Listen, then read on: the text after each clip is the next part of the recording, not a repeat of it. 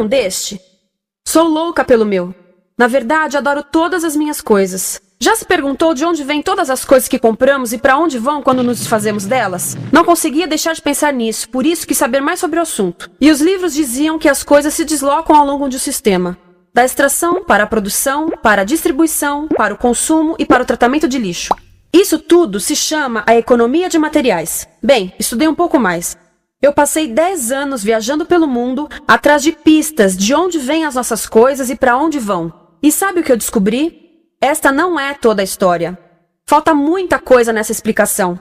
Em primeiro lugar, neste sistema parece que está tudo bem, sem problemas. Mas, na verdade, é um sistema em crise, porque trata-se de um sistema linear. E nós vivemos num planeta finito. E não se pode gerir um sistema linear num planeta finito, indefinidamente. Em todas as suas etapas, este sistema interage com o mundo real. A vida real não acontece numa página em branco.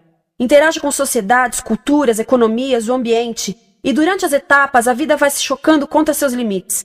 Limites que aqui não vemos porque o diagrama está incompleto. Então, voltemos atrás para preencher alguns espaços e ver o que falta. Uma das coisas mais importantes em falta são as pessoas. Sim, pessoas. As pessoas vivem e trabalham em todas as etapas desse sistema, onde algumas são um pouco mais importantes que outras. Algumas têm maior poder de decisão. Quem são elas? Comecemos pelo governo. Meus amigos dizem que eu devia usar um tanque para simbolizar o governo, e isso é uma realidade em muitos países, e cada vez mais também no nosso. Afinal, mais de 50% dos nossos impostos vão para os militares. Mas vou usar uma pessoa para simbolizar o governo, porque acredito nos valores e na visão de que o governo deve ser das pessoas, pelas pessoas, para as pessoas. A função do governo é olhar por nós, cuidar de nós. Esse é o seu trabalho. Depois vem as corporações. O que leva as corporações a parecerem maiores que o governo é porque elas são maiores que o governo. Atualmente, entre as 100 maiores economias da Terra, 51 são corporações. À medida que as corporações foram crescendo, em tamanho e poder, assistimos a uma pequena mudança no governo, como se estivessem mais preocupados com o bem-estar deles do que com o nosso. Muito bem, então vejamos o que mais falta nessa imagem. Começaremos pela extração, que é uma palavra pomposa para exploração de recursos naturais, que por sua vez é uma palavra pomposa para destruir o planeta. A verdade é que cortamos as árvores, arrebentamos as montanhas para extrair os metais, consumimos toda a água e exterminamos os animais. Aqui enfrentamos o nosso primeiro limite. Estamos ficando sem recursos naturais. Estamos utilizando demasiados materiais. Sei que isto pode ser difícil de ouvir, mas é a verdade. Por isso temos que lidar com isso. Durante apenas as 3 últimas décadas, foram consumidos 33% dos recursos naturais do planeta. Desapareceram. Cortamos, minamos, perfuramos e destruímos o planeta tão depressa que estamos debilitando a capacidade do planeta para sustentar o nosso modo de vida. Aonde eu vivo, nos Estados Unidos, resta-nos menos de 4% da nossa floresta original. 40% dos cursos de água estão impróprios para o consumo. E o nosso problema não é apenas estarmos utilizando demasiados recursos, mas o fato de estarmos utilizando mais do que a nossa parte. Temos 5% da população mundial, mas usamos 30% dos recursos mundiais. Se todos consumissem ao ritmo dos Estados Unidos, precisaríamos de 3 a 5 planetas. E sabem uma coisa? Só temos um. Então, a resposta do meu país a essa limitação é simplesmente ir tomar dos outros. Este é o terceiro mundo, que alguém dirá tratar-se apenas de uma expressão para designar o local para onde foram as nossas matérias-primas. E o que é que acontece? A mesma coisa, destruição do local. 75% das zonas de pesca do planeta estão sendo exploradas ao máximo ou além da sua capacidade. Desapareceram 80% das florestas originais do planeta. Só na Amazônia perdemos 2.000 árvores por minuto, o equivalente a um campo de futebol por minuto. Então, e as pessoas que vivem aqui? Bem, de acordo com esses sujeitos, eles não são donos desses recursos, mesmo que vivam lá há gerações. Não são donos dos meios de produção, nem compram muitas coisas. Nesse sistema, quem não possui nem compra muitas coisas não tem valor.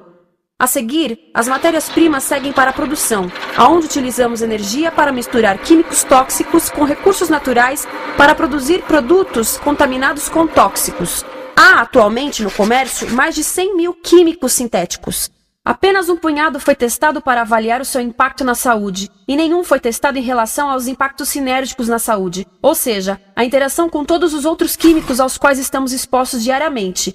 Por isso, desconhecemos o impacto total deles na saúde e no ambiente. Mas sabemos uma coisa: os tóxicos entram e saem. Enquanto continuarmos a introduzi-los nos nossos sistemas de produção industrial, continuaremos a inserir esses tóxicos nos produtos que levamos para nossas casas, trabalho e escolas, e claro, para nossos corpos. Como os BFRs, ou retardantes de incêndio à base de brometo, que tornam as coisas mais resistentes ao fogo, mas são super tóxicos. São neurotóxicos, ou seja, tóxicos para o cérebro. O que é que estamos fazendo usando esses químicos? Apesar disso, os usamos em nossos computadores, eletrodomésticos, sofás, colchões e até alguns travesseiros. Sim, pegamos nossos travesseiros, os revestimos com neurotoxinas, levamos para casa e dormimos por 8 horas com eles. Não sei, mas acho que num país com tanto potencial, poderíamos ter uma maneira melhor de evitar que as cabeças peguem fogo à noite. Sabia que essas toxinas vão se acumulando ao longo da cadeia alimentar e se concentram nos nossos corpos? Sabe qual é o alimento do topo da cadeia alimentar com o nível mais elevado de químicos tóxicos? O leite materno. Isto significa que os menores membros das nossas sociedades, os nossos bebês, recebem as maiores doses de químicos tóxicos das suas vidas a partir do leite das suas mães. Não acha que é uma incrível violação? A amamentação deveria ser o mais importante ato humano de nutrição. Deveria ser algo sagrado e seguro. A amamentação continua a ser o melhor e as mães devem amamentar, mas nós deveríamos proteger esse ato. Eles deviam protegê-lo. Eu pensava que zelavam pelos nossos interesses. As pessoas que mais sofrem com esses produtos químicos são os trabalhadores das fábricas. Muitos são mulheres em idade reprodutiva, que trabalham com toxinas que afetam a gestação, carcinogênicos e muito mais. Agora eu pergunto, que tipo de mulher em idade reprodutiva trabalharia num emprego deste, exposta a estas toxinas, a não ser uma mulher sem outra alternativa? Essa é uma das maravilhas desse sistema. A erosão dos ecossistemas e economias locais, aqui, garante um fluxo constante de pessoas sem alternativas. No mundo, há 200 mil pessoas por dia se deslocando de ambientes que as sustentaram ao longo de gerações para cidades, onde muitas vivem em bairros de lata, à procura de emprego, por mais tóxico que seja. Não só os recursos são desperdiçados ao longo desse sistema, mas também pessoas, comunidades inteiras são desfeitas. Sim, as toxinas entram e saem. Muitas delas saem das fábricas em produtos, e muitas mais saem como subprodutos, ou poluição. E estamos falando de muita poluição. Nos Estados Unidos, as indústrias admitem liberar mais de 1.800.000 quilos de químicos tóxicos por ano. Deve ser muito mais, porque isso é o que eles admitem. Trata-se de outro limite, porque quem quer ver e respirar 1.800.000 quilos de químicos tóxicos por ano? Então o que eles fazem? Mudam as fábricas poluidoras para o estrangeiro, para poluir outros países. Mas, surpresa, grande parte dessa poluição volta para nós trazida pelo vento. E o que acontece depois de todos os recursos naturais serem transformados em produtos? Passam por aqui, para a distribuição, o que significa vender todo o lixo contaminado com toxinas o mais rápido possível. Aqui, o objetivo é manter os preços baixos, com as pessoas comprando os produtos em constante movimento. Como eles mantêm os preços baixos? Pagam salários baixos aos trabalhadores das lojas e restringem o acesso aos seguros de saúde sempre que podem. Tudo se resume em exteriorizar os custos. O verdadeiro custo da produção não se reflete no preço. Em outras palavras, não pagamos aquilo que compramos. Outro dia estive pensando nisto. Ia a caminho do trabalho e queria ouvir as notícias. Por isso entrei numa loja para comprar um rádio. Encontrei um pequeno rádio verde engraçado que custava $4,99. Na fila do caixa pensei, como $4,99 podem refletir o custo da produção e transporte desse rádio até ele chegar nas minhas mãos? O metal deve ter sido extraído na África do Sul. O petróleo provavelmente do Iraque. O plástico produzido na China e talvez montado por uma criança de 15 anos numa fábrica do México. $4,99 não paga nem o aluguel do espaço ocupado na prateleira, nem parte do salário do empregado que me atendeu, ou as viagens de navio e caminhão que o rádio fez. Foi assim que eu percebi que eu não paguei o valor do rádio. Então, quem pagou? Estas pessoas pagaram com a perda do espaço dos seus recursos naturais. Estas pagaram com a perda do ar puro, com o aumento de doenças como asma e câncer. As crianças do Congo pagaram com o seu futuro, pois 30% delas abandonam a escola para trabalhar nas minas de coltan, um metal que usamos em aparelhos eletrônicos baratos e descartáveis. Estas pessoas pagaram por não ter direito ao seguro de saúde. Ao longo desse sistema, pessoas contribuíram para que eu comprasse o rádio por $4,99. Mas essas contribuições não são registradas por nenhum contabilista. É isto que eu quero dizer com exteriorizar o verdadeiro custo de produção. E isso nos leva à seta dourada do consumo. O coração do sistema, o motor que impulsiona. É tão importante proteger esta seta que se tornou prioridade daqueles dois sujeitos. É por isso que após o 11 de setembro, quando nosso país estava em choque, o presidente Bush poderia ter sugerido fazer luto, rezar, ter esperança, mas não, ele disse para fazermos compras. Compras! Nos tornamos uma nação de consumidores. Nossa principal identidade passou a ser de consumidores. Não mães, professores, agricultores, mas consumidores. Nosso valor é medido e demonstrado pelo quanto contribuímos para esta seta. Quanto consumimos. Não é isso que fazemos? Compramos, compramos, compramos.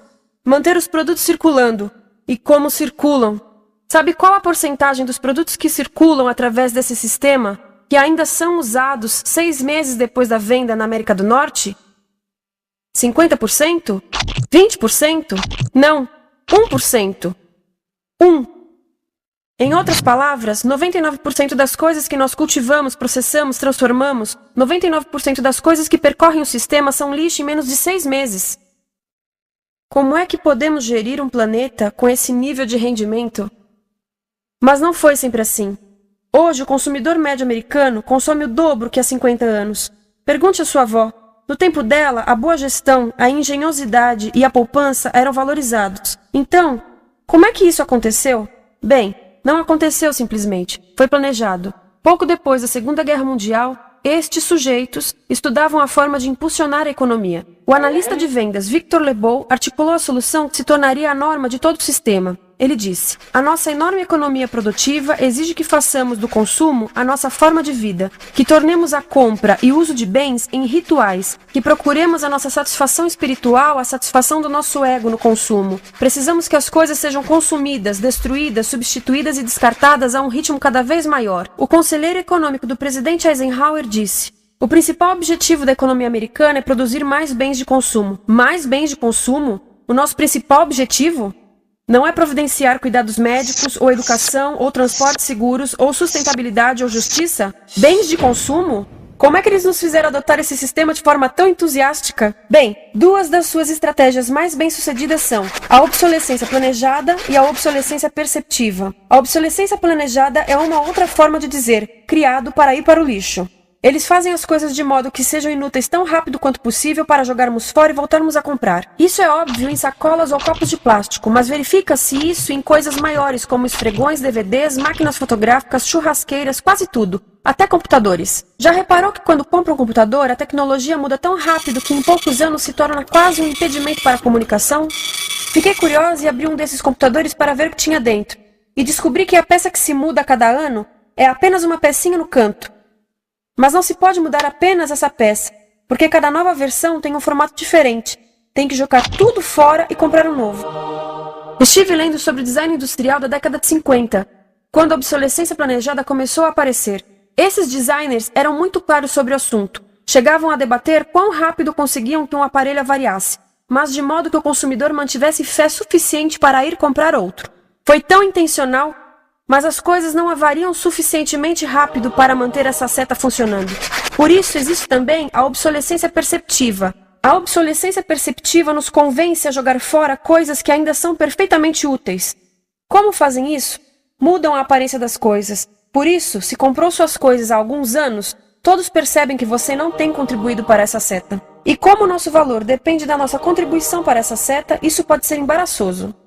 Por exemplo, se eu tiver o mesmo monitor de computador gordo e branco na minha mesa por 5 anos e a minha colega tiver comprado um computador novo, ela vai ter um monitor plano, brilhante que combina com o computador, com o celular e até com as canetas. Ela parece estar operando uma nave espacial e eu pareço que tenho uma máquina de lavar na mesa. A moda é outro bom exemplo. Já se perguntou por que os saltos dos sapatos das mulheres passam de largos para finos num ano e no próximo de finos para largos? Não é por haver um debate sobre qual deles é mais saudável. É porque usar saltos largos num ano de saltos finos mostra que você não contribuiu recentemente para a seta. Por isso não vale tanto quanto a pessoa com saltos finos ao seu lado, ou em um anúncio. É para comprarmos sapatos novos. A publicidade e a mídia em geral têm um papel importante nisto. Cada um de nós nos Estados Unidos é bombardeado com mais de 3.000 anúncios por dia. Vemos mais publicidade num ano do que as pessoas há 50 anos viam em toda a vida. Qual é o objetivo de um anúncio se não nos fazerem felizes com o que temos? Por isso, nos dizem 3.000 vezes por dia que o nosso cabelo está errado, nossa pele, nossa roupa, nossos móveis, nossos carros, nós estamos errados. Mas tudo se resolve se formos às compras. A mídia também ajuda a esconder tudo isto e isto. Por isso, a única parte da economia que vemos são as compras. A extração, produção e envio para o lixo acontecem fora do nosso campo de visão. Por isso, nos Estados Unidos, temos mais coisas do que tivemos antes. Mas pesquisas mostram nossa felicidade declinando. Nossa felicidade teve seu pico na década de 50, a mesma época em que a febre consumista explodiu. Coincidência interessante. Acho que sei o porquê. Temos mais coisas, porém menos tempo para o que realmente nos faz felizes. Amigos, família, tempo livre. Estamos trabalhando mais do que nunca. Analistas dizem que não temos tão pouco tempo livre desde a sociedade feudal. E sabem quais são as duas atividades que mais fazemos no pouco tempo livre que temos? Ver televisão e fazer compras. Nós, americanos, passamos 3 a 4 vezes mais tempo comprando do que os europeus. Assim, nessa situação ridícula, vamos trabalhar talvez em 2 empregos, e quando chegamos em casa exaustos e sentamos no sofá novo para ver televisão, os anúncios dizem que não prestamos, então vamos às compras para nos sentirmos melhor. Depois trabalhamos mais para pagar o que compramos e chegamos em casa mais cansados, vemos mais televisão que nos diz para fazermos compras outra vez. E estamos nesse ciclo de trabalhar, ver, comprar, e podíamos simplesmente parar. Então, no final, o que acontece a todas essas coisas que compramos? Nesse ritmo de consumo, não cabe tudo em casa, apesar do tamanho médio das casas ter duplicado nesse país desde os anos 70. Vai tudo pro lixo, e isso nos leva ao tratamento do lixo. Essa é a parte da economia de materiais que conhecemos melhor, porque nós temos de levar o lixo até a esquina. Cada americano produz 2 quilos de lixo por dia, o dobro do que fazíamos há 30 anos. Todo esse lixo ou é despejado num aterro, que é um grande buraco no chão, ou ainda pior, primeiro é incinerado e depois despejado no aterro. As duas formas poluem o ar, o solo, a água, sem esquecer que alteram o clima. A incineração é realmente ruim. Lembra daqueles tóxicos da fase da produção? Bem, queimar o lixo libera esses tóxicos no ar. Pior ainda, produz supertóxicos novos, como a dioxina. A dioxina é a substância mais tóxica feita pelo homem, e os incineradores são a principal fonte de dioxina. Isso significa que podemos parar a principal fonte da mais tóxica substância conhecida e feita pelo homem, simplesmente parando de queimar o lixo. E podemos parar hoje. Algumas empresas não querem criar aterros e incineradores aqui. Por isso, também exportam os resíduos. Então, e a reciclagem? A reciclagem ajuda?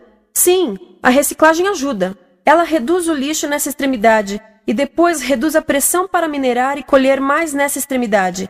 Sim, todos devemos reciclar, mas reciclar não é o suficiente. Reciclar nunca será suficiente, por 2 razões. Primeiro, o lixo que vem das nossas casas é apenas a ponta do iceberg.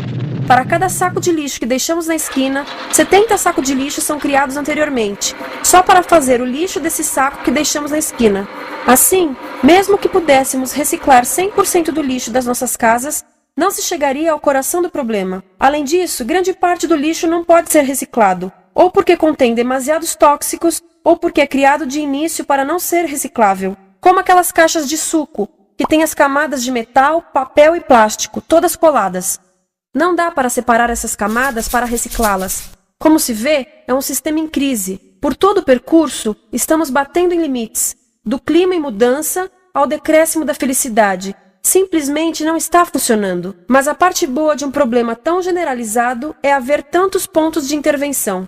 Há pessoas trabalhando aqui salvando florestas, e aqui na produção limpa. Pessoas trabalhando em direitos do trabalho, em comércio justo, em consumo consciente, no bloqueio de aterros e incineradores. E muito importante, em recuperar o nosso governo, para que seja realmente pelas pessoas e para as pessoas. Todo esse trabalho é criticamente importante, mas as coisas vão realmente começar a se mover quando enxergarmos as ligações, quando enxergarmos o panorama geral. Quando as pessoas ao longo do sistema se unirem, poderemos reivindicar e transformar esse sistema linear em algo novo, um sistema que não desperdice recursos ou pessoas, porque aquilo de que precisamos nos livrar é da antiga mentalidade de usar e jogar fora. Há uma nova escola de pensamento nesse assunto, e é baseada em sustentabilidade e equidade, química verde, 0 resíduos, produção em ciclo fechado, energia renovável, economias locais vivas, já está acontecendo. Há quem diga que é irrealista, idealista, que não pode acontecer. Mas eu digo que quem é irrealista são os que querem continuar pelo velho caminho.